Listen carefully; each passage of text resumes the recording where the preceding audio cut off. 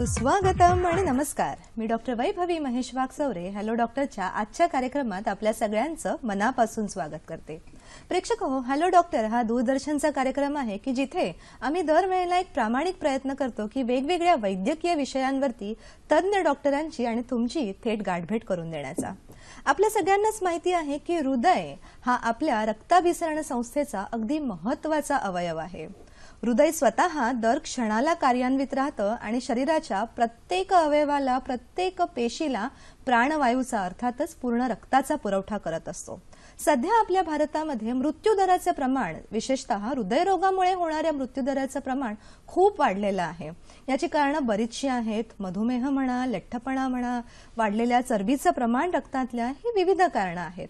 आणि असा हा हृदयरोग की ज्यामध्ये भारतामध्ये मृत्यूचं प्रमाण जास्त आहे, त्यामुळे सरकारी नवीन नवीन योजना येतच असतात.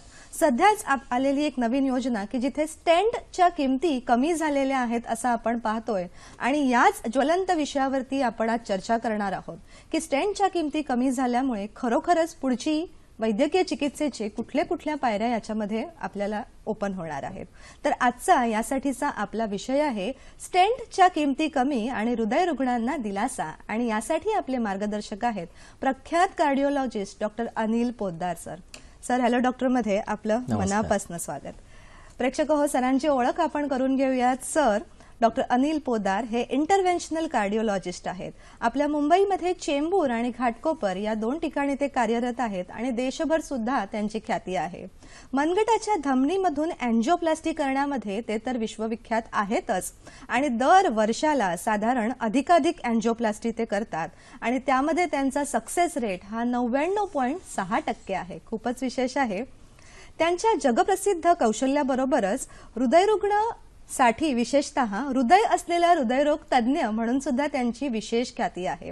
प्रामुख्याने ते परिसोहा फाउंडेशन जे हिंदू सभा हॉस्पिटल घाटकोपर इथे आहे तिथे कार्यरत आहेत. आजपर्यंत जगभरामध्ये म्हणजे भारतामध्ये आणि इंटरनॅशनल लेवलला सुद्धा त्यांचे अनेकविध शोधनिबंध प्रसिद्ध झालेले आहेत. लहान मुलांमध्ये असलेलं हृदयाचं छिद्र विना ऑपरेशन बंद करण्यामध्ये सुद्धा त्यांचा हातखंडा आहे आणि आतापर्यंत साधारण 1500हून अधिक लहान मुलांना त्यांनी या चिकित्सेने जीवनदाय दिलेला आहे. आणि विशेष म्हणजे सर ही चिकित्सा विनामूल्य करतात आणि हीच त्यांची एक देणगी, भारताला दिलेली देणगी असं ते मानतात. चेंबूर येथे त्यांनी स्वतःचं कार्डियक रिहॅबिलिटेशन सेंटर सुरू केलेलं आहे की जिथे व्यायाम आणि आहार या दोन्ही विषयाचं उत्तम मार्गदर्शन मुख्य चिकित्सेसह सर करत असतात. तर प्रेक्षक हो, खरोखरच आता सध्याचा हा ज्वलंत विषय आहे की स्टेंटच्या किमती कमी झाल्यामुळे पुढे काय काय पाहायला मिळणार आहेत. तर तुम्ही सुद्धा उत्सुक असाल आमच्याशी थेट चर्चा करण्यासाठी. त्यासाठी आमचे फोन नंबर पाहूयात. 022 हा कोड नंबर आहे आणि फोन नंबर 24908050 आणि 249880 आणि 50. प्रेक्षक हो, आपला प्रश्न विचारताना तो विषयाला अनुसरून आणि स्पष्ट असावा. तसंच आपल्या टीव्ही संचाचा आवाज सुद्धा बंद ठेवा जेणेकरून तुमचा प्रश्न आमच्यापर्यंत थेट येईल. तर पाहूयात आजच्या या विषयावरती म्हणजे स्टेंटच्या किमती कमी आणि हृदय रुग्णांना दिलासा यामध्ये आपल्याला काय काय वेगवेगळ्या गोष्टी कळणार आहेत. सर पुन्हा एकदा आमच्या परिवारात तुमचं स्वागत. सुरुवातीलाच तुम्हाला विचारायला आवडेल की स्टेंट म्हणजे बऱ्याचदा हा शब्द असा वापरला जातो, पण हे स्टेंट म्हणजे मुळात काय असतं?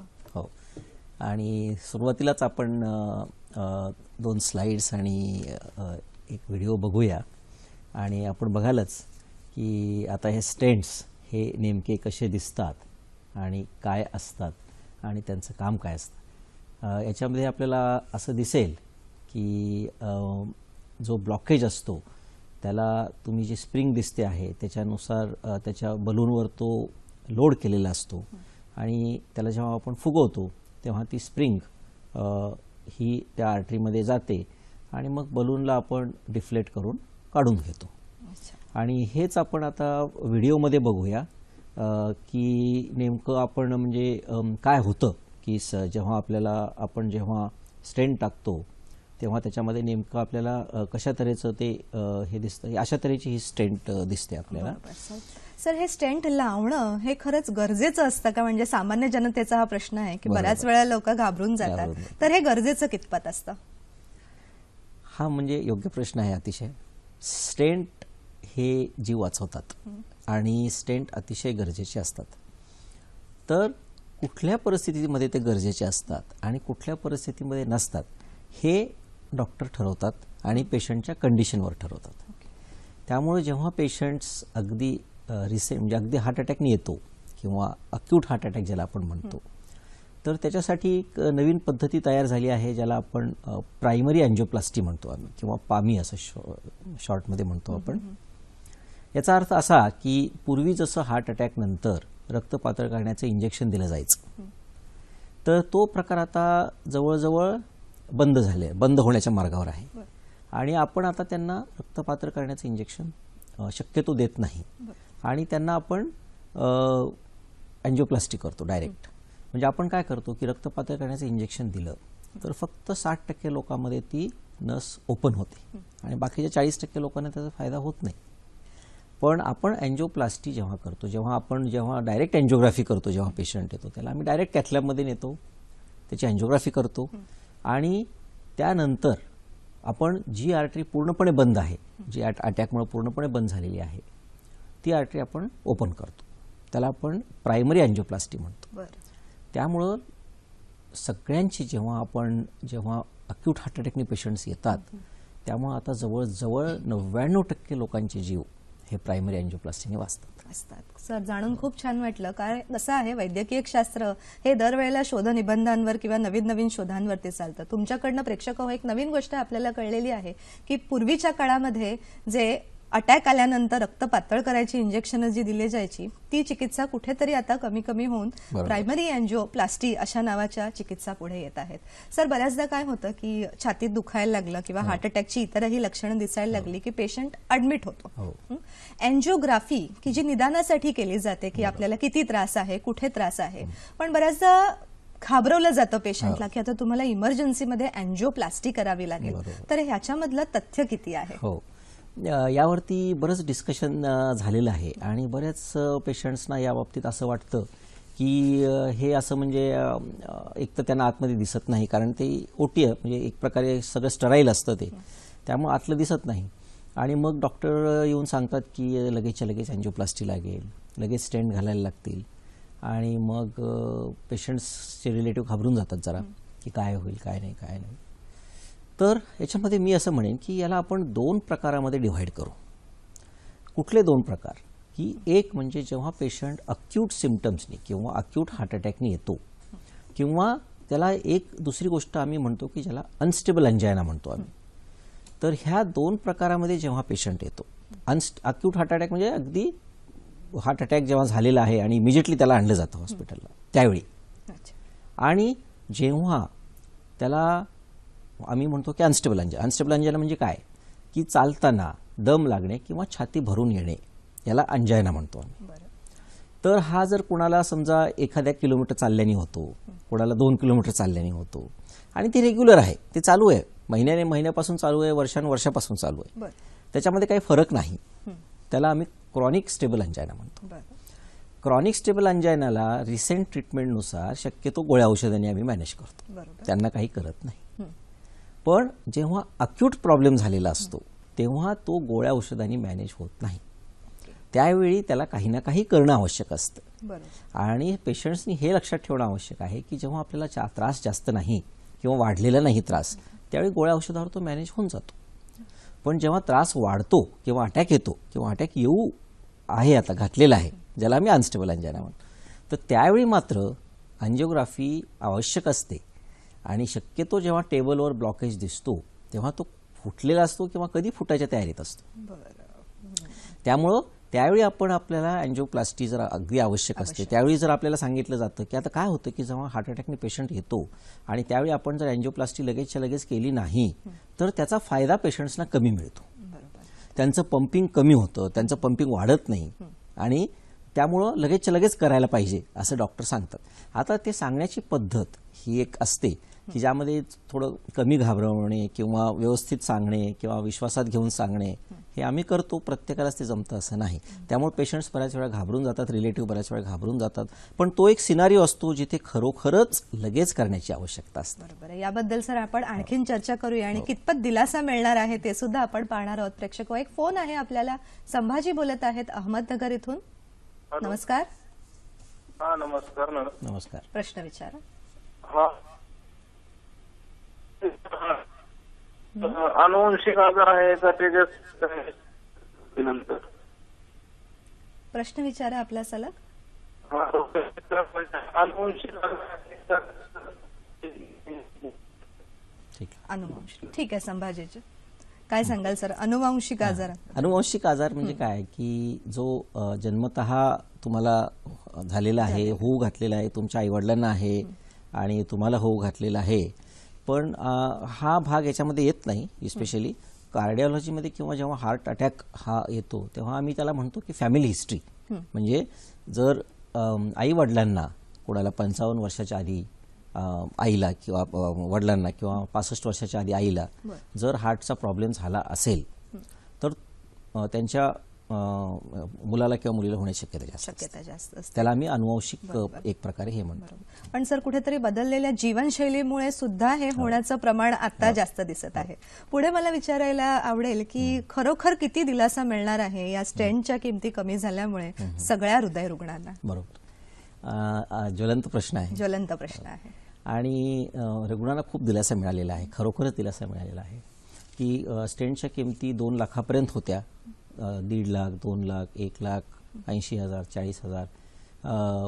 जसं जसं त्याचं काही मेक आहे किंवा जसं जशी त्याची किंमत आहे त्यानुसार ते स्टेंट्सच्या किमती होत्या, वेगवेगळ्या होत्या काही काही ठिकाणी. आणि त्यामुळे त्याच्यामध्ये बरीच ॲम्बिग्युटी होती. म्हणजे त्यामध्ये बरंच संदिग्धता होती थोडक्यात. तर त्यामुळं ह्या एक तऱ्हेने जेव्हा 30,000च्या खाली आल्या सगळ्याच किंवा सगळ्याच 30,000 आल्या, 29,600 ज्याला आपण म्हणू, त्यामुळे रुग्णांना खूप दिलासा मिळालेला आहे. बरोबर. याबद्दल आणखीन जाणणार आहोत. तत्पूर्वी एक फोन आहे उदय यांचा पुण्यातून. नमस्कार उदयजी. बोलते पुण्याहून. नमस्कार. स्टेंटच्या किमती कमी झाल्या असं सगळीकडनं म्हणतायत, परंतु प्रत्यक्षामध्ये ज्यावेळी अँजिओप्लास्टी होतीये त्यावेळी काही किमती कमी झाल्याचं असं आढळत नाहीये. लोकांच्यातून तक्रारी आहेत 20,000च्या जरी किमती असल्या तरी प्रत्यक्ष अँजिओप्लास्टी नंतर खर्चात काही बचत होत नाही असं एक सर्वसाधारण समज आहे. सर प्लीज याच्यावर काही आपण भाष्य करू शकाल का प्लीज? विशेष टिप्पणी म्हणजे सध्या काय सुरू आहे त्याच्याबद्दल विचारतायत सर. तर हे एक इव्हॉल्विंग आहे. हा जो प्रकार आहे हा इव्हॉल्विंग आहे. स्टेंटच्या किमती कमी झालेल्या आहेत आणि स्टेंटच्या किमती कमी झाल्यामुळे ओव्हरऑल जो पेशंटला खर्च यायला पाहिजे तो कमी व्हायला पाहिजे. बरोबर. की जसं की स्टेंटची किंमत 80,000 होती किंवा 1,500 होती, तो खर्च कमी झाल्यामुळं एकूण पूर्णपणे खर्च जो पेशंटला रिफ्लेक्ट होतो तो कमी व्हायला पाहिजे. पण तो त्याच प्रमाणात कमी होईल का हा जो प्रश्न आहे हा फार कॉम्प्लेक्स प्रश्न आहे. कारण जे कॅथलॅब्स असतात किंवा ज्या सेटअप्स असतात ते सेटअप्स चालवण्यासाठी जे काही तुम्हाला त्याचं जे हे लागतं किंवा जे काही भांडवल लागतं किंवा ज्याच्यासाठी तुम्हाला जे काही मेंटेनन्सचा खर्च लागतो तो बघून त्यानुसार प्रत्येक की मोठा सेटअप आहे, मध्यम सेटअप आहे, लहान सेटअप आहे, त्यानुसार खर्चाची व्याख्या बदलत जाते आणि त्यानुसार पेशंट्सला जो खर्च येतो त्यानुसार तो बदलत जातो. पण एखाद्या हॉस्पिटलमध्ये जो खर्च पहिला येत होता त्यापेक्षा तो नक्कीच कमी यायला पाहिजे. ठीक आहे. म्हणजे सध्या हे ऍक्च्युअली वागणुकीत यायला सुरुवात झालेली आहे, पण आणखीन कदाचित थोडासा काळ लागेल हॉस्पिटल टू हॉस्पिटलमध्ये अजून म्हणजे किमतींमध्ये फरक होण्यासाठी. पण सर जर किमती कमी झाल्या तर स्टेंटच्या क्वालिटीवरती काही फरक पडलेला आहे का? असं मी म्हणेन की बिलकुलच नाही. कारण जे पूर्वीचे स्टेंट्स होते तेच स्टेंट्स अवेलेबल करून दिलेले आहेत कंपन्यांनी आणि ही एक फार चांगली मूव असल्यामुळे याच्यामध्ये सगळ्यांनीच योगदान दिलेलं आहे. सगळ्याच कंपन्यांनी योगदान दिलेलं आहे आणि त्यांनी सगळेच स्टेंट्स जवळजवळ उत्तम स्टेंट्स पण ह्याच्यामध्ये आता इन्क्लूड होतील आणि पेशंट्सना त्याचा पूर्ण फायदा मिळेल की चांगले सगळे किंवा सगळ्याच प्रकारचे स्टेंट्स आता अवेलेबल होतील त्या किमतीमध्ये. त्यामुळे त्यांना खूप त्याचा दिलासा मिळेल. प्रेक्षक हो, लक्षात घ्या, या स्टेंट्स बद्दल, त्यांच्या बदललेल्या किमतींबद्दल आणि पूर्ण एका हृदयरुग्णाबद्दल आपण आणखीनही माहिती घेणार आहोत आणि थोडीशी विशेष माहिती माझ्याकडून सुद्धा, पण एका विश्रांतीनंतर. लगेचच भेटूया हॅलो डॉक्टर मध्ये. विश्रांतीनंतर हॅलो डॉक्टर मध्ये पुन्हा एकदा आपलं स्वागत. प्रेक्षक हो, हृदयरोग जेव्हा येतो तेव्हा आहारामधलं सुद्धा काहीतरी आपल्याला बंधन किंवा काही विशिष्ट पथ्य पाळावं लागतं. फ्लॅक्सीड किंवा अळशी आपण सगळ्यांनी ऐकलेली आहे. या अळशीमध्ये ओमेगा 3 फॅटी ऍसिड्स आहेत आणि पुष्कळ असे फायबर आहेत की तंतुमय पदार्थ आपण म्हणतो. त्यामुळे शरीरातली किंवा रक्तातल्या चरबीचं प्रमाण कमी करण्यासाठी आणि लठ्ठत्व कमी करण्यासाठी सुद्धा या अळशीचा आपण निश्चितच आपल्या आहारामध्ये किंवा आपल्या थोड्याशा जीवनशैलीमध्ये कुठे ना कुठे दिवसाच्या कुठल्या तरी वेळामध्ये आपण याचा वापर करू शकतो. आता पुन्हा वळूया आपल्या ज्वलंत विषयाकडे. सर, इंडियन स्टेंट्स आणि फॉरेनचे मिळणारे स्टेंट्स यामध्ये किती तफावत असते? हो, यामध्ये तफावत असते मेन म्हणजे मेंदूमध्ये. कारण बऱ्याच वेळा लोकांना असं वाटतं की इंडियन स्टेंट्स हे कमी प्रतीचे आहेत आणि फॉरेन स्टेंट्स चांगल्या प्रतीचे आहेत. हे खरं नाही ॲक्च्युअली. सगळे स्टेंट्स आजकाल जे मेडिकेटेड स्टेंट आपण म्हणतो किंवा ज्याला आपण ड्रग इल्युटिंग स्टेंट म्हणतो, त्याच्यावरती ड्रग कोटिंग केलेलं असतं एक प्रकारे.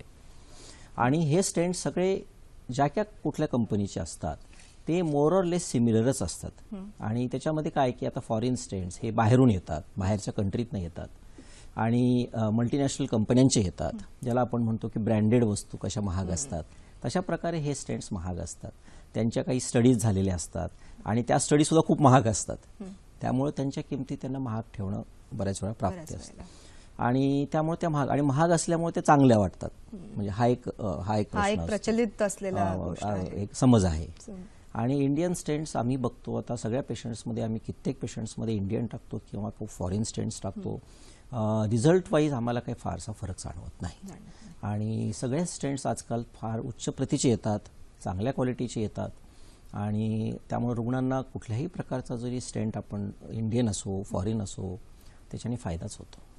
म्हणजे थोडक्यात सर, भारतीय स्टेंटला जरी आपण प्राधान्य दिलं तरी सुद्धा घाबरण्याचं काहीही कारण नाही. क्वालिटी दृष्ट्या ते तितकेच उत्तम आहे. आणि कसं असतं की कुठल्याही स्टेंटमध्ये जवळजवळ 98-99% हे आयुष्यभर जातात ते स्टेंट. फक्त 1 ते 2% लोकांमध्ये कोणाकोणाला ते सूट होत नाहीत, त्यांच्या शरीराला ते सूट होत नाहीत.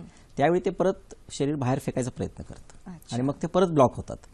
ते ब्लॉक होणं हे शरीराला सूट होणे न होणे याच्याशी संलग्नित आहे. येऊच या सर आपण त्या मुद्द्यावरती. तत्पूर्वी एक फोन आहे चौगुले यांचा, कोल्हापूर येथून. नमस्कार.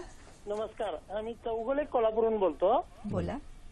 मिसेसला युको टेस्ट निगेटिव्ह आहे पण ट्रेस टेस्ट आहे ती पॉझिटिव्ह आलेली आहे आणि अँजिओग्राफी करायचा सल्ला दिला आहे. करणं गरजेचं आहे का? तसं काय बाकी त्रास वाटत नाही. करतो आम्ही मार्गदर्शन चौगुलेची. सिम्पटम्स वरनं काय सांगू शकतो? आता ह्याच्यामध्ये कसं आहे की स्ट्रेस टेस्ट जेव्हा पॉझिटिव्ह असते याचा अर्थ काय की ब्लॉकेजेस असण्याची शक्यता आहे. तर त्यामध्ये बऱ्याच गोष्टी आम्ही बघतो की काय की रिस्क फॅक्टर किती आहे, की डायबिटीस आहे का, ब्लड प्रेशर आहे का, कोलेस्ट्रॉल जास्त आहे का, अशा गोष्टी, किंवा पुरुषामध्ये तंबाखूचं काही प्रमाण आहे का, ह्या गोष्टी आम्ही बघतो. आणि हे जर असेल त्याच्याबरोबर आणि पेशंट्सना त्रास पण आहे की चालताना दम लागतो किंवा छाती भरून येते किंवा असा काही त्रास असेल तर मात्र अँजिओग्राफी अतिशय आवश्यक आहे. आणि जर स्ट्रेस टेस्टमध्ये जर खूप तुम्ही बराच वेळ चाललात आणि मग पॉझिटिव्ह आली तर मग काही गरज नाही, पण जर कमी वेळात पॉझिटिव्ह आली तर नक्कीच गरज आहे अँजिओग्राफी. चौगुलेजी सरांनी मार्गदर्शन केलेले आहे. स्ट्रेस टेस्ट किती वेळाने पॉझिटिव्ह आलेली आहे त्यावरती पुढचा निर्णय ठरेल की अँजिओग्राफी करणं आवश्यक आहे किंवा नाही. सर, सरसकट 30,000 किंमत, म्हणजे बरेच वेळा आता हा व्हॉट्सअपवरती मेसेज सगळ्यांना आपल्याला आलेला आहे, हे तुम्हाला कितपत योग्य वाटतं आणि याच्यामुळे काही दुष्परिणाम होण्याचा चान्स आहे का? बरोबर. सरसकट 30,000 जी किंमत केलेली आहे ती मला असं वाटतं की खूप रास्त आहे. आणि बराच विचार करून, म्हणजे गव्हर्नमेंटनी बऱ्याच कमिटी नेमून बऱ्याच जणांचा सल्ला घेऊन आणि काय किंमत ठेवायला पाहिजे, की किती फायदा कंपन्यांना व्हायला पाहिजे, की किती प्रमाणात व्हायला पाहिजे, या सगळ्या गोष्टींचा विचार करून हा निर्णय घेण्यात आलेला आहे. आणि त्यामुळे मला असं वाटतं की हा निर्णय योग्य आहे आणि पेशंट्सच्या भवितव्या किंवा पेशंटसाठी घेतलेला निर्णय आहे आणि तो नक्कीच चांगला निर्णय आहे.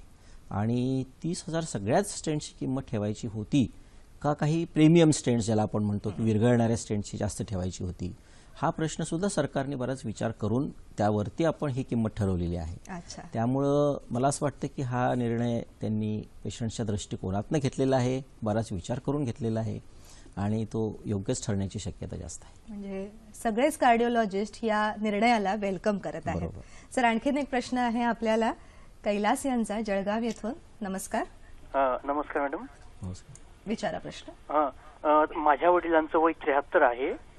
तर त्यांना 2004 मध्ये हार्ट अटॅकचा झटका आला होता. तर त्यांना तो झटका आला होता. तर आता आम्ही ट्रीटमेंट वगैरे केली त्यांची. तर चालताना त्यांना आता दम लागतो, छाती भरून येते आणि छाती भरून आल्यामुळे थोडं बसलं का मग त्यांना बरं वाटतं थोडंसं आणि पुन्हा चालायला लागतं. तर असं का होतंय? काय सांगू शकाल सर? 73 वय थोडंसं. आणि 2004 मध्ये 2004 मध्ये ते म्हणत आहेत. आता त्यांनी जे सांगितलं ट्रीटमेंट, आपलं जे सिम्पटम्स, हे टिपिकल हार्टचं सिम्पटम आहे की चालताना दम लागणे, चालताना छाती भरून येते, हे एकदम टिपिकल सिम्पटम आहे. त्यामुळे काय असतं की युजली जेव्हा एखादी ट्रीटमेंट झाली आहे, अँजिओप्लास्टी झाली, बायपास झाली, त्यानंतर काय असतं ना, 3 ते 5 वर्षामध्ये युजली एक नवीन ब्लॉकेज तयार होण्याची शक्यता असते. आणि आता ह्यांच्या तर 12-13 वर्ष झालेली आहेत, त्यामुळे नवीन ब्लॉकेज असण्याची शक्यता दाट आहे आणि त्यांनी अँजिओग्राफीसाठी जाणं आवश्यक आहे त्यांच्या ह्या सिम्पटमवरनं.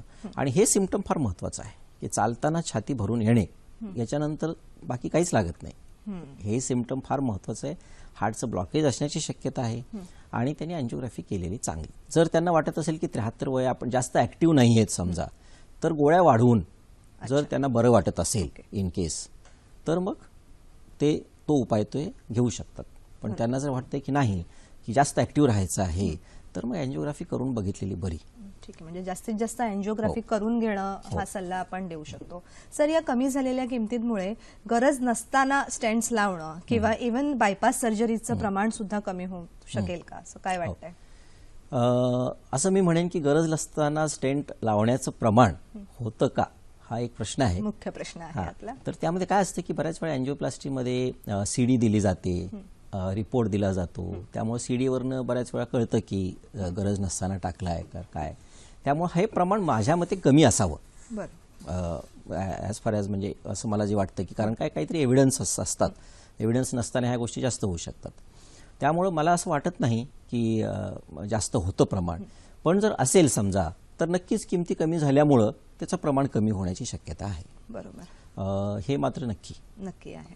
आणि उलट आता स्टेंटच्या किमती कमी झाल्यामुळं तुम्ही जसं म्हणाले की बायपास बद्दल, की बायपास कमी होण्याची शक्यता आहे जास्त. कारण आता 30,000 स्टेंट, पहिलं म्हणजे एक स्टेंट टाकायचं म्हणजे प्रत्येक वेळी लाखाचा विचार करायला लागायचा पेशंट्सना. आता एक स्टेंट 30,000 असल्यामुळे की 3 स्टेंट 4 स्टेंट म्हणजे पेशंट्स जास्त स्टेंटला ऑप्ट करण्याची शक्यता आहे आणि बायपास कमी होण्याची शक्यता जास्त आहे. आणि ही गोष्ट एका दृष्टीनं चांगली आहे, कारण बायपास मेजर सर्जरी असते. जर अँजिओप्लास्टीने जर ट्रीट होत असतील ब्लॉकेजेस, जर पैशामुळे होत नव्हते आणि आता होतात आणि चांगले स्टेंट्स मिळत आहेत, त्यामुळं आयुष्यभर ते जाण्याची शक्यता असते. बायपास एखाद्या वेळी लागणारच नाही आयुष्यभर, अशी शक्यता आहे. त्यामुळं मला असं वाटतं की हे चांगली एक डेव्हलपमेंट आहे. प्रत्येक नाण्याच्या 2 बाजू असतात, एक चांगली बाजू आणि एक वाईट बाजू. सर, वर्तमानपत्रांमध्ये आजकाल बरंच येतं की कार्डिओलॉजिस्टच्या विरोधात काही लेख लिहिले जातात आणि जनता नेहमीच विश्वास ठेवते. तर मला, तुम्ही आज आहात या निमित्तानं आमच्याकडे, तर तुमच्याकडनं जाणून घ्यायला आवडेल की हे सगळ्या ज्या वृत्तपत्रांमध्ये गोष्टी येतात कितपत खऱ्या आहेत आणि ते फॅक्ट काय आहे ते आमच्या जनतेला तुम्ही सांगावं. असं मला वाटतं की आपल्याला बऱ्याच वेळा लोकांना असं वाटतं की वर्तमानपत्रात एखादी बातमी आली की ती खरीच असण्याची शक्यता आहे. तर बऱ्याच वेळा त्याच्या 2 बाजू ऐकून घेतल्या जात नाहीत किंवा बोलल्या जात नाहीत. तर त्यामुळं कार्डिओलॉजिस्ट एक प्रकारे असं सांगतात किंवा त्यांना वाटतं की स्टेंट टाकायलाच पाहिजे, आत्ताच टाकायला पाहिजे असं भासवतात. तर आता जेव्हा हार्ट अटॅक अक्यूट आहे तेव्हा हे खरीच गोष्ट असते की ती त्याच वेळी टाकणं आवश्यक असतं. त्यामुळं त्यावेळी अक्यूट हार्ट अटॅक जेव्हा आहे त्यावेळी ही गोष्ट सत्य असते. जेव्हा पेशंटला अनस्टेबल अंजायना जेव्हा आम्ही म्हणतो, त्यावेळी आपण त्याचे सिम्पटम पुन्हा बघूया, त्यावेळी सुद्धा ते आवश्यक असतं. पण बाकी वेळा मात्र आपण त्याच्यावर विचार करू शकतो. पण त्याच वेळी करण्याची जेव्हा सल्ला दिला जातो तो पुन्हा टाळावा, पुन्हा एकदा तेच प्रकार होऊ नये, पुन्हा ते टाळावं म्हणून बऱ्याच वेळा दिला जातो. पण मला असं वाटतं की सगळ्या कार्डिओलॉजिस्टनी स्टेंटच्या किमती कमी झालं याच्यावरती म्हणजे हेच आनंदच व्यक्त केलेला आहे. उलट फक्त त्यांचा जो रोष आहे की त्यांच्या समाजामध्ये जे कार्डिओलॉजिस्टचं चित्र दाखवलं जात आहे ते बरोबर नाही आहे, ह्याच्यावरती कार्डिओलॉजिस्टचा रोष आहे की ते मला असं म्हणायचं आहे की कार्डिओलॉजिस्ट मोस्ट 99% और 100% टाइम्स हा पेशंटचाच विचार करत असतो आणि पेशंटसाठीच तो झटत असतो, पेशंटच्या भल्यासाठीच झटत असतो. त्यामुळं तो जे काही सांगतो ते पेशंटच्या भल्यासाठी असतं हे 99% मी म्हणेन. त्यामुळं त्याला वाईट रंगाने रंगवणं हे फार धोकादायक आहे. त्यामुळं पेशंटचा फेथ किंवा डॉक्टरांबद्दल जी एक फेथ असते किंवा जो एक श्रद्धा असते ती कमी होण्याची शक्यता आहे. प्रेक्षक हो, इथे लक्षात घ्या, कुठलाही डॉक्टर जेव्हा चिकित्सा करतो ती अगदी मनापासून होते आणि वैद्यकीय शास्त्राला म्हणजे सायन्सला धरूनच चिकित्सा केली जाते. कारण का पेशंट आपला बरा होणं हे प्रमुख उद्देश असतं कुठल्याही डॉक्टरचा. आणि कार्डिओलॉजी असं क्षेत्र आहे की जिथे आपण हृदयाशी खेळतो, त्यामुळे अगदी प्रामाणिकच ट्रीटमेंट चालतात. आपल्याला एक आणखीन फोन आहे सर, प्रल्हाद बोलत आहेत आपल्याकडे. नमस्कार सर, बोबडे बोलतोय औरंगाबादहून. प्रल्हाद बोबडे. बोला. तर माझा असा प्रश्न होता की बुवा हे स्टेंट जास्तीत जास्त किती टाकता येतात आणि त्याचं लाईफ वगैरे कसं असतं? बरं, ठीक. स्टेंटचं लाईफ, स्टेंट्स जास्तीत जास्त किती टाकले जाऊ शकतात म्हणजे जितक्या आर्टरीज आहेत आणि त्याची जितकी लेंथ आहे तेवढे टाकले जाऊ शकतात. म्हणजे मी असं लायटर व्हेनमध्ये म्हणेन. पण शक्यतो जेवढे गरजेचे आहेत तेवढे स्टेंट आपण टाकू शकतो. त्यामध्ये कोणाकोणाला उदाहरणं आहेत की 8 स्टेंट आणि 12 स्टेंट असे पण टाकण्यात आलेले आहेत.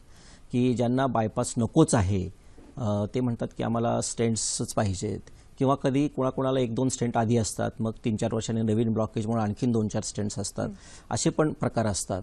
तर त्यामुळं काही काही जणांना भरपूर स्टेंट्स असतात आणि किती स्टेंट टाकू शकतो याला मर्यादा नाही. जेवढ्या आर्टरीज आहेत तुमच्या तेवढे स्टेंट टाकू शकता तुम्ही. आणि त्याचं लाईफ किती, आणि त्याचं लाईफ जे आहे ते युजली स्टेंट्सचं लाईफ हे लाईफ लॉंग असतं, म्हणजे ते आयुष्यभर जातात. बरं. 1 ते 2% लोकांमध्ये ज्याला ते सूट होत नाहीत त्यावेळी ते पहिल्या वर्षी पहिल्या महिन्यात ते बंद होऊ शकतात. कारण ते सूट न झाल्यामुळे बॉडी त्याला फेकून द्यायचा प्रयत्न करते, त्यामुळे ते परत ब्लॉकेज होतात. त्यामुळे पहिल्या वर्षी ते ब्लॉकेज होण्याची शक्यता असते आणि पहिलं वर्ष जर युजली निघून गेलं तर मग ते पुढे लाईफ लॉंग आयुष्यभर जातात. उलट बायपास 10-15 वर्ष जातं, पण स्टेंट तर आयुष्यभर जातात. प्रेक्षक हो, बराच वेळ आपण स्टेंट बद्दल चर्चा करत आहोत. पुढच्या भागामध्ये आपण जीवनशैली, आहार, व्यायाम याच्याबद्दल सुद्धा विशेष चर्चा करणार आहोत. तर काही विशेष माहिती सोबत सुद्धा पाहणार आहोत. भेटूया एका लहानशा विश्रांतीनंतर.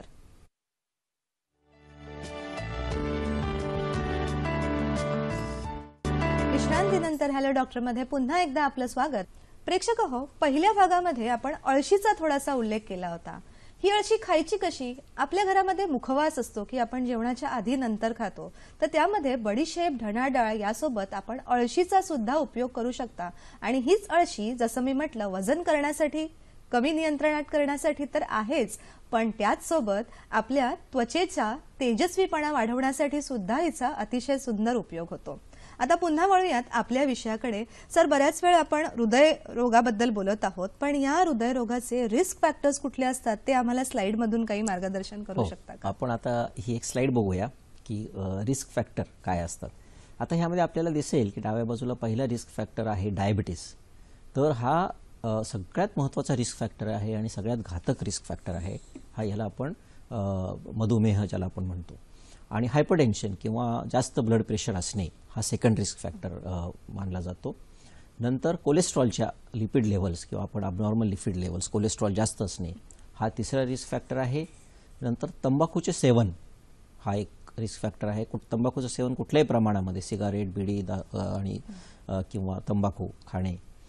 फिजिकल इनॅक्टिव्हिटी किंवा बिलकुल एक्सरसाइज न करणे, ज्याला आपण टोटली इनॅक्टिव्ह राहणे, सिडेंटरी लाईफस्टाईल म्हणू. आणि ओबेसिटी किंवा वजन जास्त राहणे, हे सगळे प्रकारचे एक रिस्क फॅक्टर्स आहेत.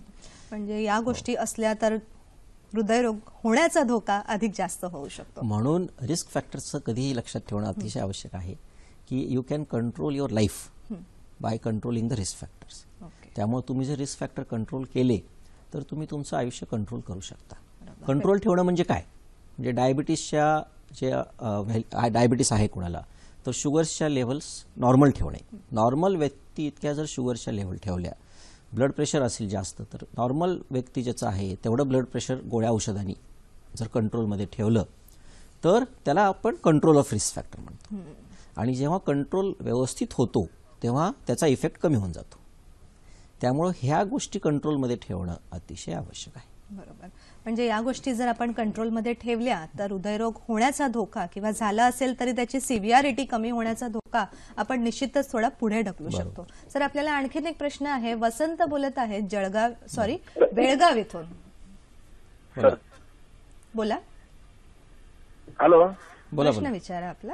मी नकुल सातपुते, बेळगाव डिस्ट्रिक्ट, कर्नाटक मधून बोलतोय. हॅलो, प्रश्न विचारा आपला. सर, माझं 11 महिन्यापूर्वी मला 2 टेस्ट बसवलेले आहेत सर. काय सर मी परवा मला हार्ट अटॅक आल्यानंतर मध्ये छातीमध्ये दुखल्यानंतर बीपी जरा लो होणं, मी परवा चेकिंग करण्यासाठी गेल्यानंतर सर ते मला जरा पहिलं ऑपरेशन ज्या टायमाला टेस्ट बसवल्यात ना तिथं पंपिंग कमी झाल्यामुळे मला धाप भयंकर भरते सर. त्याबद्दल मी काय बरं, ठीक. काय मार्गदर्शन करू सर? ओके. आता ह्यांनी कसं केलंय की रुटीन टेस्ट करणं फार आवश्यक आहे. दर 3-3 महिन्याला डॉक्टरांना दाखवणे हे फार आवश्यक आहे सुरुवातीला, पहिल्या वर्षी. आणि कधी कधी जर काही असे काही बदल घडत आहेत की पंपिंग कमी होत आहे किंवा अजून काही प्रकार होत आहेत तर त्यासाठी तुमच्या डॉक्टरांचा ज्यांनी केलेला आहे त्यांना भेटणे, त्यांचा सल्ला घेणं हे आवश्यक आहे की हे का होत आहे. म्हणजे कधी कधी काही प्रॉब्लेम्स आहेत का, काही स्टेंट्समध्ये प्रॉब्लेम आहेत का, किंवा अजून काही प्रॉब्लेम येत आहेत का, किंवा हार्ट फेल्युअर आहे आणि जास्त पाणी पिलं जात आहे का, अशा काही गोष्टी असतात ज्या प्रत्यक्ष बघितल्यावर कळतात. आणि मला मी म्हणेल की त्यांनी त्यांच्या कार्डिओलॉजिस्टला जाऊन दाखवून योग्य सल्ला घ्यावा. बरोबर. म्हणजे योग्य सल्ला घेण्याची की जेवढं लवकर निदान होईल तेवढी प्रॉपर चिकित्सा आपल्याला पुढे करता येईल. सर, अनस्टेबल अंजायना हा प्रकार बऱ्याचदा ऐकला जातो आणि पाहिला सुद्धा जातो खूप कॉमनली. तर ते म्हणजे काय असतं आणि कसं मॅनेज करतो आपण? आता आपण बघितलं की आपण जसं डिस्कस केलं की आपण म्हणालो की हार्ट अटॅकमध्ये आपण जर गेलो आणि त्यावेळी आपल्याला लगेचच्या लगेच अँजिओप्लास्टी सांगितली तर ती करणे आवश्यक असतं. पण त्याचबरोबर अनस्टेबल अंजायना सुद्धा एक कंडिशन आहे की ज्यामध्ये लगेचच्या लगेच अँजिओप्लास्टी केलेली केव्हाही चांगली. आणि अनस्टेबल अंजायना म्हणजे काय की जर कुणाला चालताना दम लागतोय तर कुणाला किंवा चालताना छाती भरून येते, ज्याला आपण अंजायना म्हणालो, क्रॉनिक स्टेबल अंजायना. तर अनस्टेबल अंजायना म्हणजे की जर कमी अंतरावर दम लागण्यास सुरुवात झाली असेल, कमी, पहिले 1 किलोमीटरवर लागायची आता अर्धा किलोमीटरवर लागते, किंवा पहिले दिवसातनं एकदाच लागायची आता 2-3 वेळा लागते, किंवा पहिल्यांदा छाती भरून यायची आणि 5 मिनिटं थांबायचं ते आता मात्र 15-15 मिनिटं थांबतं, किंवा जास्त वेळ राहतं, पूर्वी 5 मिनिटात कमी व्हायचं आता खूप वेळ राहतं, आणि सिव्हिरिटी जास्त आहे, म्हणजे पहिलं थोडं दुखायचं आता जास्त वाढलेलं आहे ते. तर अशा प्रकारे जर त्याची सिव्हिरिटी वाढली किंवा फ्रिक्वेन्सी वाढली किंवा ड्युरेशन वाढलं तर त्याला आम्ही अनस्टेबल अंजायना म्हणतो. याचा अर्थ असा की यावेळी अटॅक येऊ घातलेला आहे किंवा अटॅक येण्याची शक्यता आहे, एखादा ब्लॉक फुटलेला आहे, आणि त्यामुळं ह्या परिस्थितीमध्ये लवकरात लवकर अँजिओग्राफी करून जर स्टेंटची गरज असेल किंवा बायपासची गरज असेल किंवा ज्याची काही गरज असेल ते लगेच केलेलं केव्हाही चांगलं. त्यामुळं अक्यूट हार्ट अटॅक आणि अनस्टेबल अंजायना ह्या 2 कंडिशनमध्ये लवकर काहीही जेव्हा डॉक्टर सांगतात आणि ते तुमच्या चांगल्यासाठी सांगतात आणि ते लवकर केलेलं बरं असतं कधी. सर, इथूनच पुढे विचारायला आवडेल की बायपास सर्जरी आणि अँजिओप्लास्टी हे अत्यंत आवश्यक केव्हा असतात? हो, आता मी जसे सांगितलं ह्या 2 गोष्टी की ज्यामध्ये अक्यूट हार्ट अटॅक आहे किंवा अनस्टेबल अंजायना त्यावेळी अतिशय आवश्यक असतात. जर बायपास आम्ही केव्हा सांगतो की जर खूप प्रकारचे ब्लॉकेजेस आहेत आणि मल्टिपल आहेत आणि खूप स्टेंट्स लागतील किंवा स्टेंट्स टाकू नाही शकत, काही समजा एक मेन आर्टरीमध्ये ब्लॉक आहे, स्टेंट्स टाकणं खूप धोक्याचं आहे, किंवा खूप कॅल्शियम आहे आर्टरीजमध्ये, असे काही हे असतात, किंवा पेशंट्सला खूप स्टेंट्स अफोर्ड पण होत नाही कधी कधी, तर आम्ही त्यावेळी बायपास सर्जरी सांगतो. आणि अँजिओप्लास्टी जर युजली 2 किंवा ब्लॉकेजेस आहेत, 3 ब्लॉकेजेस आहेत, अँजिओप्लास्टी होऊ शकते अशा वेळी अँजिओप्लास्टी सजेस्ट केली जाते. बरोबर. सर, खूप वेगवेगळ्या मुद्द्यांवरती आपण चर्चा केली की जी ती मेडिकल लाईन ऑफ ट्रीटमेंट होती. आता हृदयरोग जेव्हा म्हणतो कुठेतरी लाईफस्टाईल मधून आलेला रोग असं सुद्धा याचं काही ठिकाणी वर्णन केलं जातं किंवा ताणतणावातून आलेला रोग असं सुद्धा वर्णन केलं जातं. तर जेव्हा जीवनशैली येते तेव्हा सगळ्यात पहिले आपण आजकाल वाचतो की कोलेस्टेरॉल हा जो फॅक्टर आहे त्याचं महत्व थोडंसं कमी होत चाललेलं आहे. तर तुमच्याकडून जाणून घ्यायला आवडेल की तथ्य काय आहे यातलं. व्हॉट्सअपवर खूप मेसेजेस फिरतात आणि असे मेसेजेस फिरतात की कोलेस्ट्रॉल आता बॅड फूडच्या लिस्टमधून काढून टाकलेलं आहे आणि त्याचं काही आता महत्वच नाही आहे. त्यामुळे मला असं वाटतं की बऱ्याच जणांनी चालू पण केलेलं आहे खाणं फॅटी फूड आणि सगळ्या प्रकारचं तूप, लोणी, बदाम, चीज सगळं खाणं चालू केलेलं असणार आहे.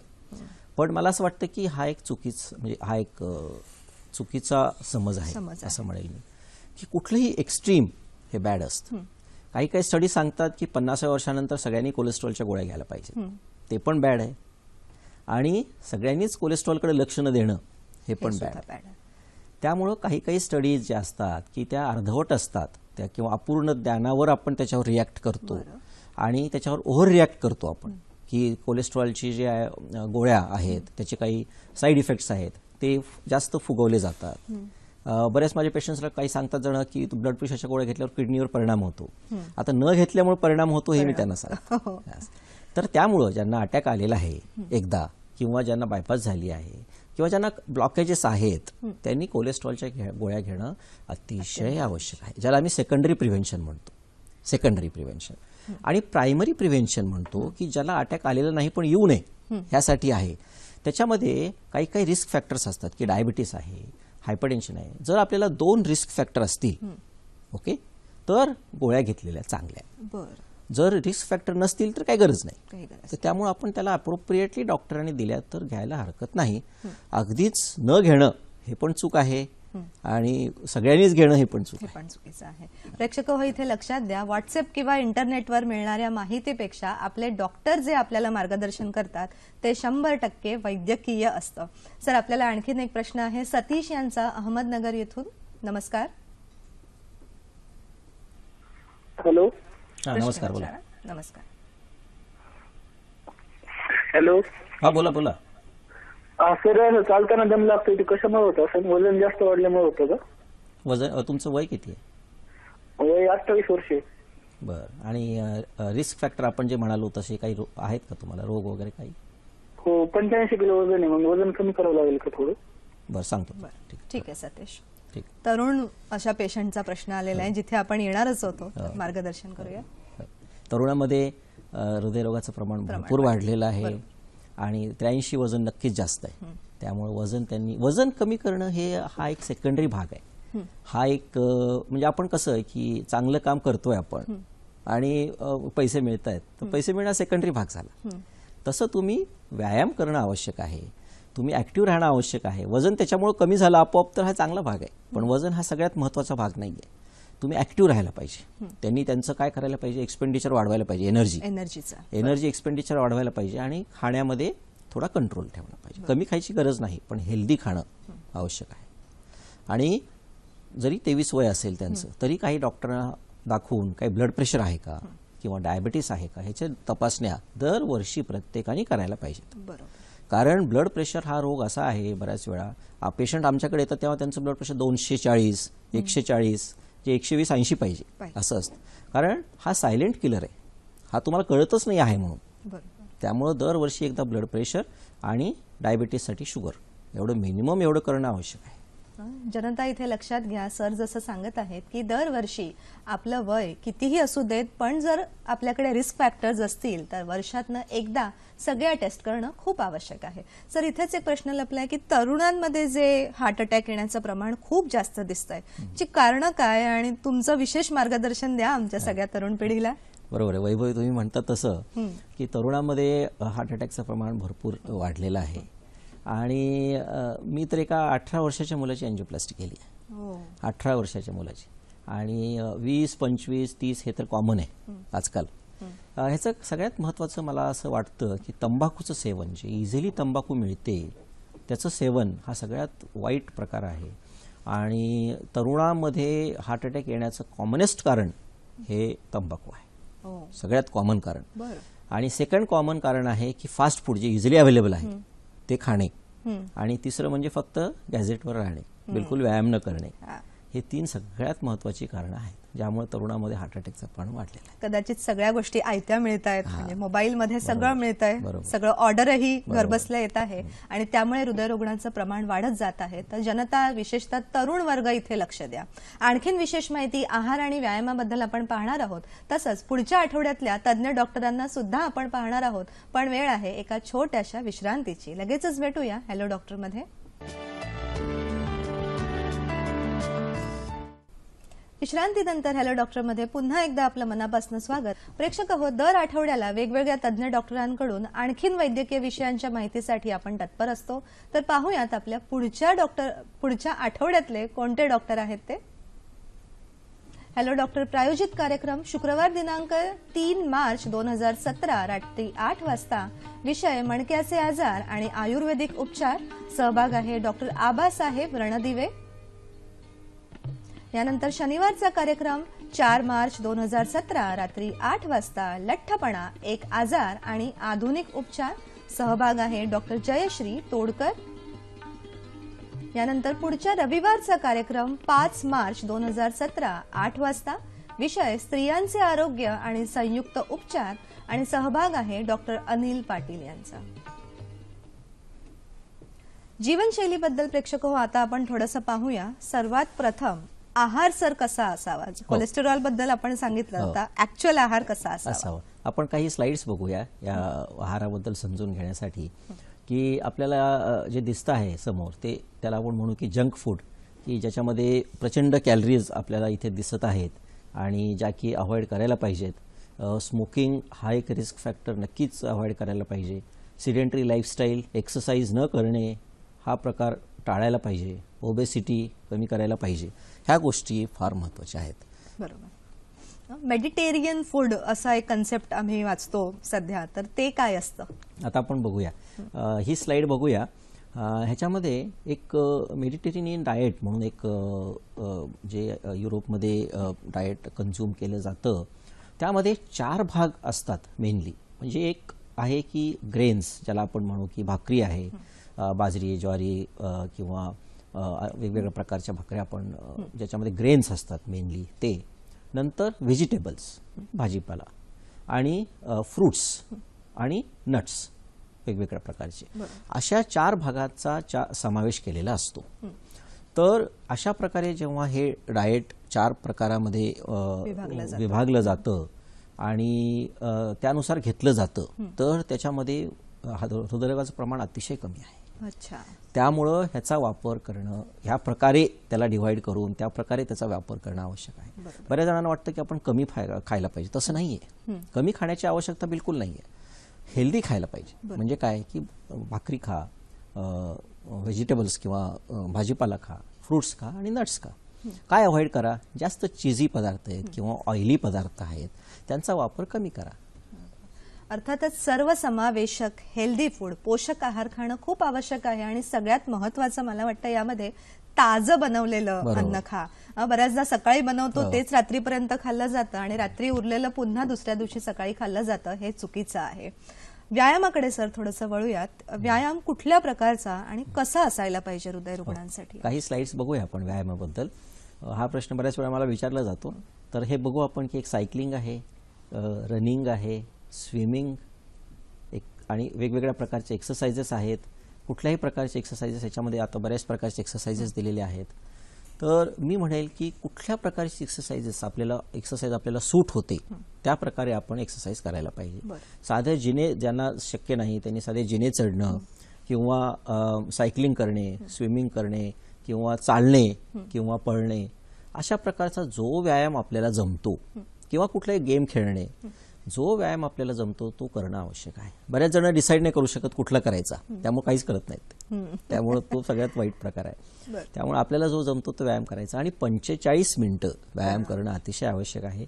सगळ्यात महत्वाची गोष्ट म्हणजे जेव्हा व्यायाम आपण सुरू करतो तेव्हा हळूहळू सुरू करायचा, स्लोली सुरू करायचा. 10-15 मिनिटं आरामात चालू करून मग त्याची लेवल वाढवायची.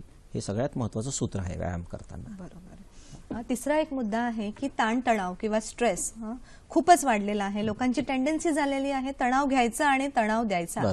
तर या ताणतणावाचा, स्ट्रेसफुल लाईफस्टाईलचा सुद्धा आपल्या हृदयावर परिणाम होतो हो, का? नक्कीच परिणाम होतो. ताणतणाव टाळण्यासाठी मी म्हणेल की 2 गोष्टी मी सांगेन. एक म्हणजे की आपण जे काम करत आहात ते आवडून घ्या, किंवा शक्य असेल तर आवडीचं काम करा. बरोबर. मग ताणतणाव येत नाही. जर तुम्हाला आवडतं काम तुम्ही 12 तास केलं तरी तुम्हाला ताण येत नाही. पण जर तुम्ही न आवडीचं काम 1 तास जरी केलं तरी तुम्हाला प्रचंड ताण येऊ शकतो. त्यामुळं आवडून घेणे किंवा आवडीचं काम करणे हा पहिला उपाय आहे. आणि सेकंड उपाय जो ताणतणाव टाळण्यासाठी असतो की सगळ्यात महत्त्वाचं म्हणजे की तुम्ही त्याला एकतर ज्या गोष्टी तुम्हाला लक्ष नाही द्यायच्या त्याला दुर्लक्ष करणे, जे आवडतात गोष्टी त्याच्याकडे लक्ष देणे, छंद बाळगणे. आणि मी म्हणेल की गॅप हा प्रकार फार महत्त्वाचा आहे. तुमचं काही स्केड्यूल असेल तर त्याच्यामध्ये गॅप ठेवत चला. त्यामुळे गॅप ठेवल्यामुळं तुम्हाला जरी एखादी गोष्ट वाढली, एखादी गोष्ट जास्त लांबली तर दुसऱ्या याच्यावर परिणाम होत नाही आणि मग ताण आपोआप कमी होऊन जातो. त्यामुळं तुमच्या ज्या स्केड्यूल असतात किंवा तुमच्या ज्या अपॉइंटमेंट्स असतात त्याच्यामध्ये गॅप्स ठेवत चला. बरोबर. त्यामुळे तो तुमचा रोजचा जर कोणी फार बिझी असेल तर त्यांचा ताण आपोआप कमी होईल. बरोबर. म्हणजे ताणतणावाला मॅनेज करण्याचा उपाय सरांनी सांगितलेला आहे. गोष्टींना प्रायोरिटी द्या आणि एक टाइम शेड्यूल किंवा प्लॅनर आपण जे म्हणतो तसं नेहमी आपल्यासोबत ठेवा. म्हणजे येणारा प्रत्येक दिवस तुमचा थोडासा तरी स्ट्रेस फ्री असा राहू शकतो. प्रेक्षक हो, आता वेळ आहे आपल्या आरोग्य सल्ल्याची. आजचा आपला आरोग्य सल्ला: हृदय रुग्णांसाठी दररोज 45 मिनिटांचा व्यायाम आवश्यक आहे. आहारामध्ये तेलकट पदार्थ, शिळे अन्न, पॅकेज्ड फूड यांचं प्रमाण कमीत कमी ठेवावं. मधुमेह, लठ्ठपणा, अधिक चरबीचं प्रमाण इत्यादी हृदयरोगाचे रिस्क फॅक्टर्स आहेत, त्यांच्यावर नियंत्रण ठेवणं अत्यंत आवश्यक आहे. प्रेक्षक हो, काही कारणामुळे जर आजच्या कार्यक्रमाचा काही भाग आपल्याकडनं पाहिला नसेल गेला तर याच कार्यक्रमाचं पुन्हा प्रक्षेपण आपण पाहू शकता. गुरुवार दिनांक 9 मार्च 2017 सकाळी 9 वाजता. विषय आजचाच: स्टेंटच्या किमती कमी, हृदय रुग्णांना दिलासा. आणि सहभाग डॉक्टर अनिल पोतदार. तसंच आजच्या आपल्या कार्यक्रमाचा फीडबॅक आम्हाला कळवण्यासाठी आणि नवीन नवीन डॉक्टरांना आमच्या कार्यक्रमामध्ये सहभागी करण्यासाठी आमचा पत्ता पाहूयात.